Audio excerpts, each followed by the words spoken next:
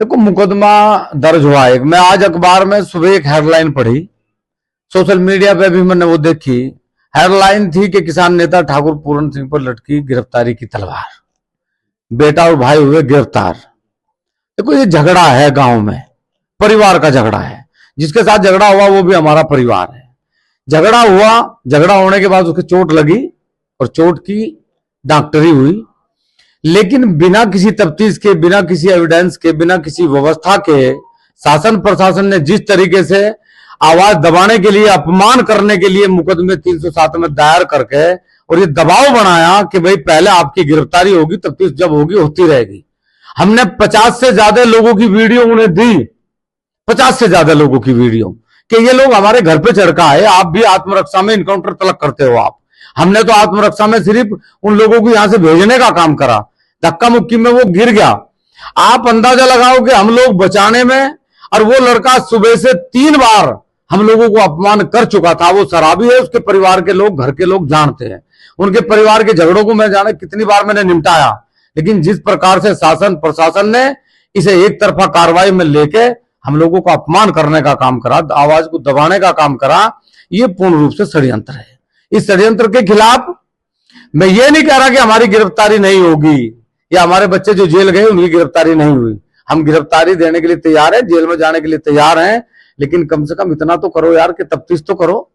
हमारे परिवार का झगड़ा था, हमें इतनी बात कह देते कि साहब आपके परिवार का झगड़ा है, कश्यप समाज और राजपूत समाज दो नहीं है। आप इतना ही कर लेते कि एक बार कहते कि उनके साथ बैठकर प्रयास करो कि फैसला हो जाए। हम नहीं चाहते मुकदमा लिखा जा, लेकिन उन लोगों ने मुकदमा नहीं, राजनीति करने का प्रयास करा।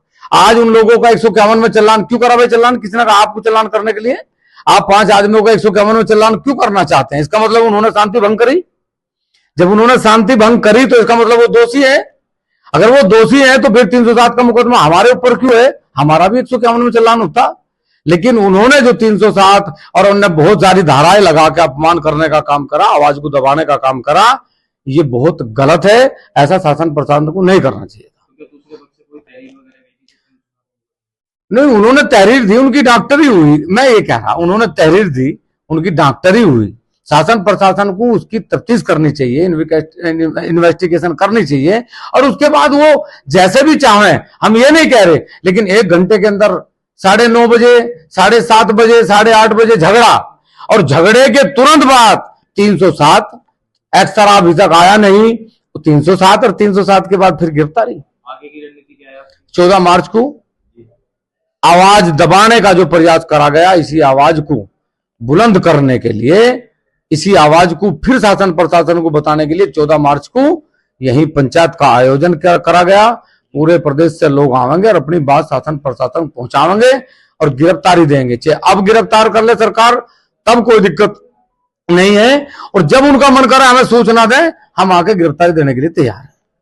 आपके साथ में किस के नाम है? मेरा नाम है, मेरे दोनों बच्चों का नाम है, मेरे 3 भाइयों का नाम है, मेरे साथ काम करने वाले लड़कों का काम है। 7 लोगों के खिलाफ FIR, बिना किसी जांच के, बिना किसी व्यवस्था के, कोई एविडेंस तक नहीं है, मात्र कहने के आधार पर 307 का मुकदमा। तो इसलिए भाई आने वाली 14 तारीख को हम सिर्फ ये प्रयास करेंगे कि हम ये बतावें हमारा परिवार का झगड़ा है, हम उसे आज नहीं तो कल निपटा लेते हैं। संदीप बालियान पर भी कुछ आरोप लगाए जा रहे हैं। नहीं, हमने कोई आरोप नहीं लगाया, हमने कोई आरोप नहीं लगाया, ना हमने किसी राजनीतिक दल का नाम लिया, और हम बिना सोचो बिना कहे क्यों किसी का नाम लगावें। झगड़ा हमारे परिवार के बीच में था, वो भी हमारा परिवार है, और उस परिवार में हम क्यों नाम लेना किसी का कि भाई डॉक्टर संजीव बालियान या अन्य किसी नेताओं ने ये सब काम सिफारिश करे नहीं करे। हम किसी का नाम नहीं लेना चाहते, ना हमें पता। हमें इतना पता है कि पुलिस ने जो कार्रवाई करी वो कार्रवाई बिल्कुल पूर्ण रूप से एक तरफा थी, जो हमें बर्दाश्त नहीं है।